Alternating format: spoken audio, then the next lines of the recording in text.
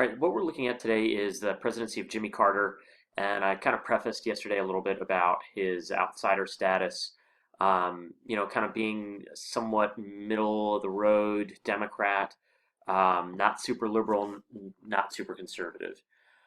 Now, when Jimmy Carter gets elected, um, he is going to try to reach out to pretty much that demographic that we saw Johnson trying to reach out and help, even Nixon to an extent.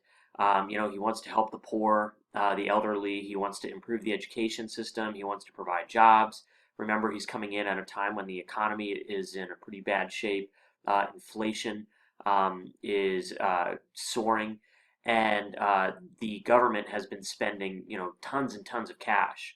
Fighting the war in Vietnam, on Great Society programs, on other foreign policy endeavors. And so Jimmy Carter is also hoping to come in and kind of wrangle the budget a little bit.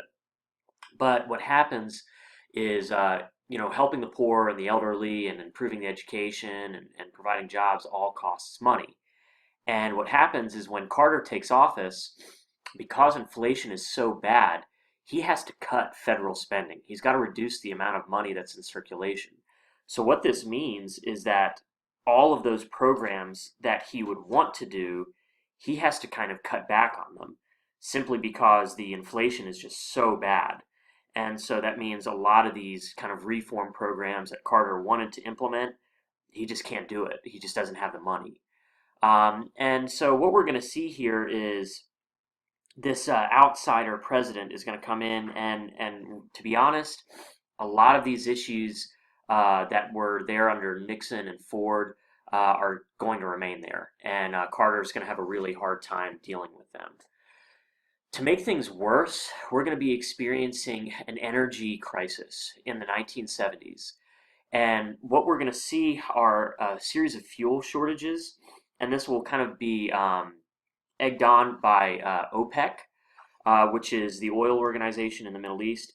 And that'll get worse when we see the Iran Contra, or sorry, not Iran Contra, but the Iranian hostage crisis occur as well. And what's happening here is people, and I think I might have a picture or two on here, people are literally waiting hours in line just to get gas. And the price of gas is going up. And so this is really hurting Americans in their wallets at the same time. It's really hurting Jimmy Carter's popularity because, of course, as we all know, when the president's in office and stuff like this happens, the president's the one that usually takes the blame for it. So Carter, he's going to try to create this program to conserve energy. He establishes the Department of Energy to kind of oversee some of this stuff. And then he creates the National Energy Act in '78. And what this did is it penalized gas guzzling cars. So, like companies that were producing cars that were not fuel efficient, um, they had restrictions put on them by the National Energy Act. And then, if people and car companies, were more energy conscious, commuted more with like groups of people, drove less, invested in alternative fuels, then they would have government incentives, so it could be tax breaks and things like that. Now, the problem is it's just not big enough, and so this comprehensive program doesn't really do a whole lot to stop this energy crisis that's happening, but it's a start. The other thing that Carter had hoped to do through this was to reduce our dependence on foreign oil, since mainly the shortages, the prices were due to OPEC, and them basically kind of boycotting, like withholding fuel supplies. But that doesn't work either. One of the biggest kind of optimistic options, I guess, for energy was nuclear energy at the time. People thought, well, this is the way forward. We use nuclear energy. We don't have to rely on foreign oil. But what happens is in 1979, you get what's called the 3 Mile Island incident. And this pretty much what it did was a nuclear reactor near Pennsylvania, New Jersey melts down or gets close to melting down. And it scares the country. And what it does is it scares people away from nuclear energy. And so even today, a lot of people are still very uneasy about it because of what happened at 3 Mile Island, and we'll talk a little bit more detail about that.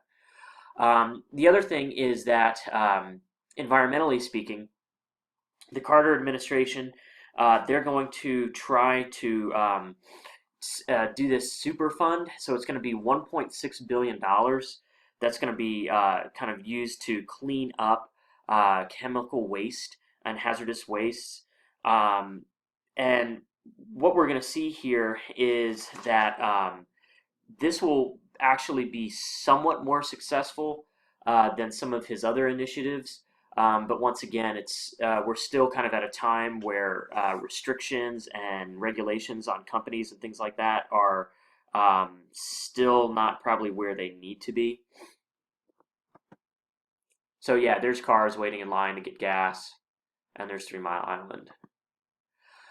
Okay, foreign policy is going to be interesting with Carter because Carter, being a Sunday school teacher, he had a very high sense of morality in terms of, how you should treat other people. And so he tries to bring that kind of moral principle to foreign relations. And what we'll see is the Panama Canal, which of course the United States had controlled for quite a while.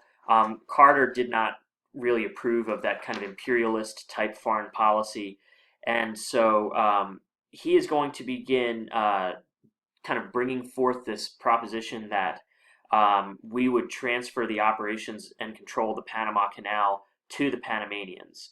And he starts this debate. Now, it doesn't actually happen until 2000, but he decides that it's why should we own it? It's not really ours, and so he begins the process of transferring it. And a lot of people in the 1980s, and especially in the election of 1980, they'll look at Carter and say, he quote unquote gave it away. That he just kind of is giving up American power by choice. The other thing that you're going to see that Carter probably will be one of the biggest things that he wants to do is he wants to try to bring peace in the Middle East.